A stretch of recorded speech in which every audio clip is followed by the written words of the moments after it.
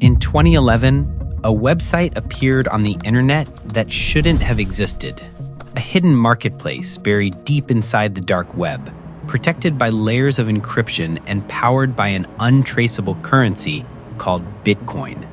On this site, you could buy anything: illegal drugs, forged passports, hacking tools, even access to criminals for hire.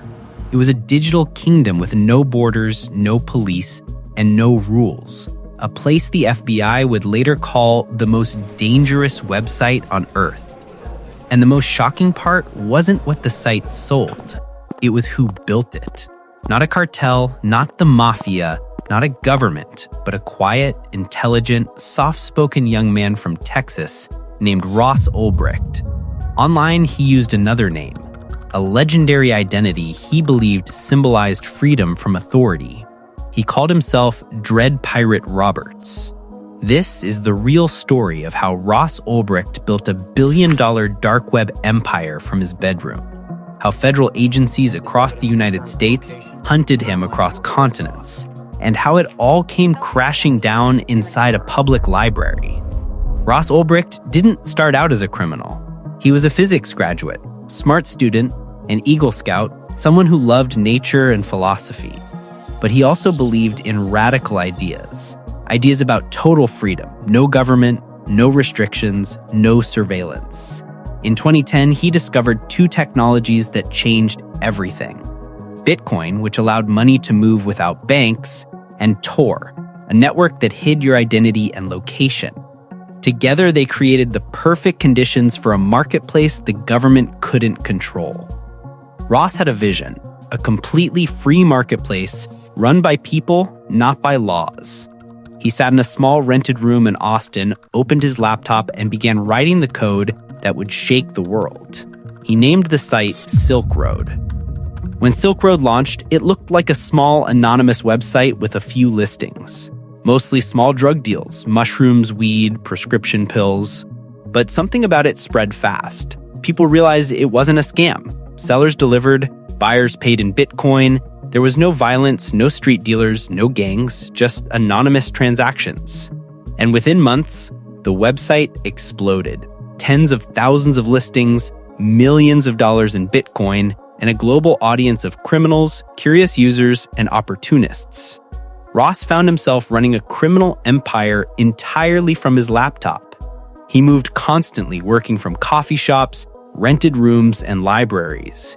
He hired moderators, coders, and security specialists, yet he never met a single one in person. Everything was anonymous, everything was encrypted, and the world knew him only as Dread Pirate Roberts. But as Silk Road grew, so did Ross's paranoia. He used fake IDs, he lived under aliases, he encrypted every device he touched, and yet he made a mistake, a tiny one. Years earlier, before Silk Road became famous, Ross had posted a question on an online forum asking about server configurations.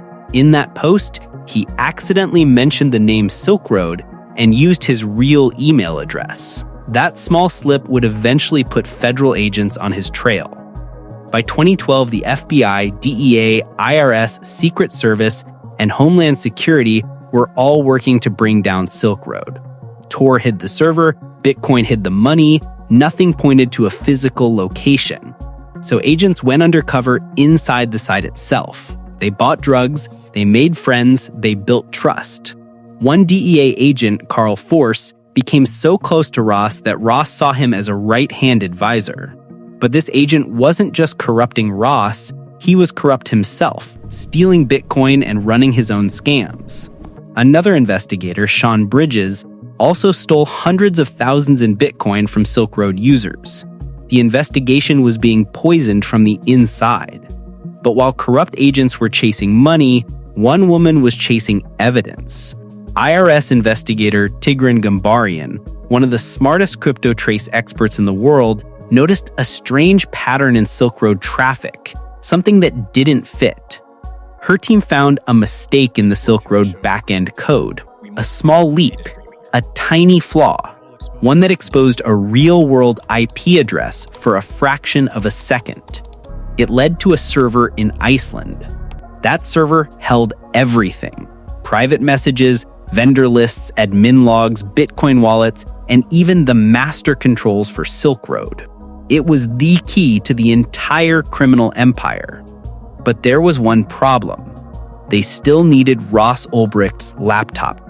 If Ross closed the lid or hit a single key, Silk Road's encrypted data would disappear forever.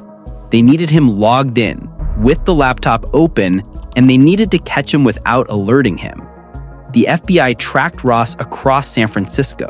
They watched his routines, they studied his habits. He liked to work in public places where Wi-Fi was strong and nobody paid attention.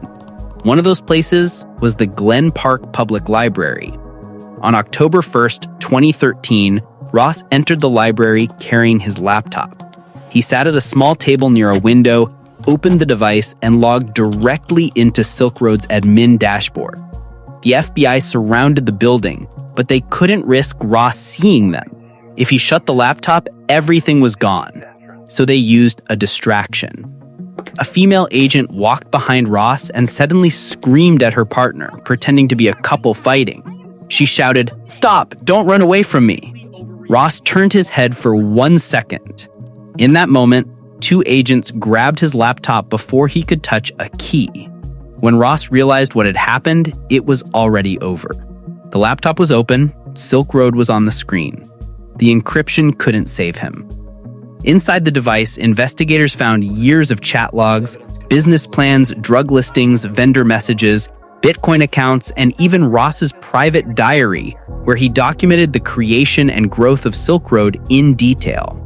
Ross Ulbricht was no longer a ghost on the internet. He was a man in handcuffs. In federal court, prosecutors argued that Ross wasn't just a website creator. He was the mastermind of a worldwide narcotics empire. He claimed he had ordered violence, controlled $1 billion market, and built a system that helped criminals of every kind operate freely. Ross argued that he only wanted freedom, privacy, and a world without government control. He said he meant no harm. But the court didn't see ideals. They saw consequences. Illegal drugs shipped worldwide, overdoses linked to Silk Road products, criminals given a safe haven online. In 2015, Ross Ulbricht was sentenced to 2 life sentences plus 40 years with no possibility of parole. Silk Road was shut down, but its influence didn't die. Instead, it inspired hundreds of new dark web markets, each more sophisticated than the last. The dark web had evolved, all because one young man believed he could build a free marketplace outside the reach of the law. Ross Ulbricht sits today in a high-security federal prison. A brilliant mind who created one of the most notorious platforms in internet history, using nothing but a laptop, an idea, and a belief in radical freedom. His empire rose in total secrecy and fell in a single moment of distraction inside a public library. This is the real story of the man who created the Silk Road, a story of ambition, ideology, and the dangerous power of the internet. A story that proves one person with enough knowledge and enough conviction can change the world and pay the ultimate price for it.